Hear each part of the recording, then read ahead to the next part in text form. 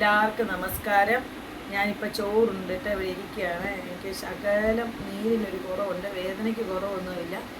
എനിക്ക് വയ്യ, എന്നാലും ഞാൻ ഇന്നെപ്പോഴേ എനിക്ക് വീഡിയോ ഇടാൻ പറ്റുള്ളൂ.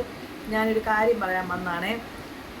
എനിക്ക് വയ്യാത്തയാണെന്ന് ഞാൻ നിങ്ങളോട് പറഞ്ഞല്ലോ. അപ്പോൾ എൻ്റെ ഗൂഗിൾ പേ നമ്പരും ഫോൺ പേ നമ്പരും എൻ്റെ കോൺടാക്റ്റ് നമ്പരും ഈ ഒരൊറ്റ നമ്പരേ ഉള്ളൂ. അതുകൊണ്ടാണ് ഞാനത് ഫേസ്ബുക്കിലിട്ട് എല്ലാവർക്കും തന്നായിരുന്നല്ലോ. ഞാൻ വിശദുണ്ടെന്നോടെ എനിക്ക് ജീവിക്കാൻ മാർഗ്ഗമില്ല, മരുന്ന് മേടിക്കാൻ മാർഗ്ഗമില്ല, എൻ്റെ 2 കുഞ്ഞു പിള്ളേരുമായിട്ട് ഞാനിവിടെ ഇരിക്കുവാന്ന് ഞാൻ പറഞ്ഞല്ലോ. ഞാൻ ആ ഒരു ഇത് വെച്ചാണ് ഞാൻ എൻ്റെ ഫേസ്ബുക്കിനകത്ത് ഈ നമ്പറിട്ട്. അപ്പം നിങ്ങളോട് ഞാൻ പറഞ്ഞായിരുന്നു എന്നെ സമയം പോലെ എല്ലാവരും വിളിക്കണമെന്ന്. അതെന്താണെന്ന് വെച്ചാൽ നിങ്ങൾ എന്നെ വിളിക്കുമ്പോൾ, എന്നോട് സംസാരിക്കുമ്പോൾ എനിക്ക് ഒരു സന്തോഷമാകും, എനിക്ക് ആരൊക്കെയോ ഉണ്ടെന്നുള്ളൊരു തോന്നലുമാകും.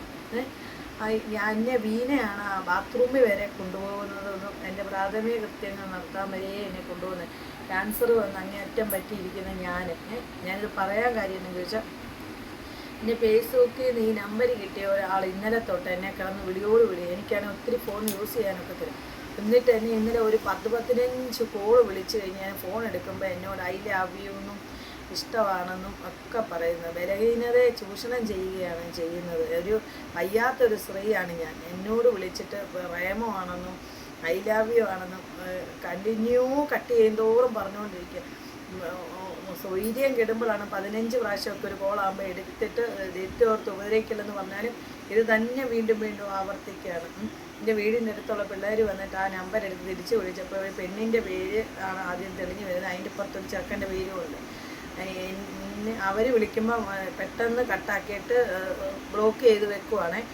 ഞാൻ ഇന്നലെ പറഞ്ഞ് ഇനി എന്നെ വിളിച്ചാൽ ഞാൻ ഫേസ്ബുക്കിനകത്ത് എടുത്തിടും. എൻ്റെ മറ്റ് സഹോദരങ്ങളായ അത് ചോദ്യം ചെയ്യണം. അപ്പോൾ ഇപ്പം ഈ വീഡിയോ എന്നെ വിളിക്കുന്ന സഹോദരനെയും കാണുന്നുണ്ടായിരിക്കും.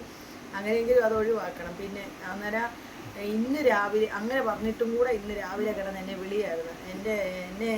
ഞാനൊരു വയ്യാത്ത സ്ത്രീയാണ്, എന്നെ ഉപദ്രവിക്കരുത്. എൻ്റെ അവസ്ഥ ഇതാണ്, മറ്റുള്ള മനുഷ്യരുടെ അവസ്ഥ തന്നെയായിരുന്നു. എന്നെ ഉപദ്രവിക്കരുത് സഹോദര, നിങ്ങളിത് കാണുന്നുണ്ടെങ്കിൽ എന്നെ ഉപദ്രവിക്കരുത്. ദൈവത്തമ്പുരാനെ ഓർത്ത് ഞാൻ എങ്ങനെയെങ്കിലും മറ്റുള്ളവരുടെ ആശ്രയത്തിലാണ് ഞാൻ ജീവിച്ചു പോകുന്നത്. എന്നെ ദ്രോഹിക്കരുത്.